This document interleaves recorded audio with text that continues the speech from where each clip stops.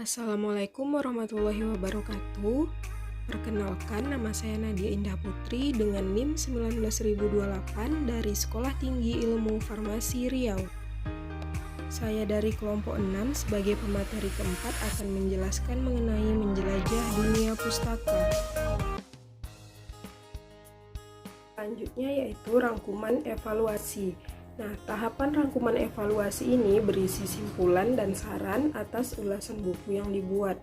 Simpulan yang dibuat merupakan penegasan kembali bahwa pendapat pengulas atas buku yang diulas dengan berdasarkan pada tahapan orientasi, tafsiran isi, dan evaluasi yang telah dibuat sebelumnya.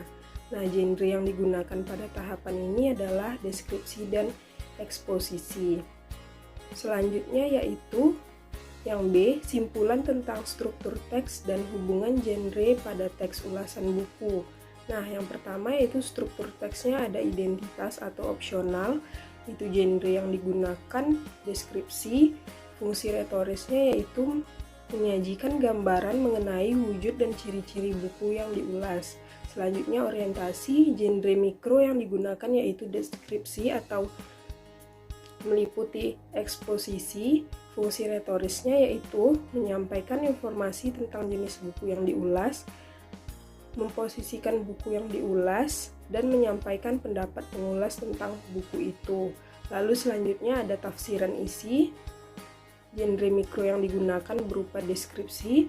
Fungsi retorisnya yaitu menyampaikan uraian mengenai ilmu apa yang diulas pada buku itu, cocok tidaknya dengan pembaca yang dituju, dan adakah buku lain selain buku tersebut yang diulas.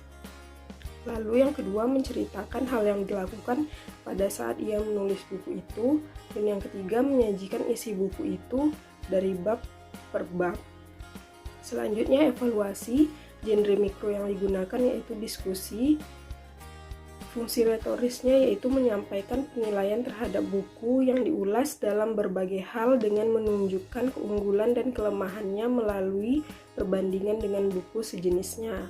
Lalu selanjutnya rangkuman evaluasi, genre mikro yang digunakan, deskripsi, yaitu fungsinya menyampaikan kembali apakah pendapat pengulas di atas benar adanya dan buku itu memang dibutuhkan oleh pembaca yang dituju.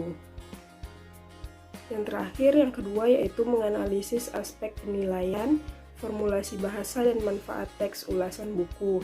Yang pertama yaitu menganalisis aspek penilaian.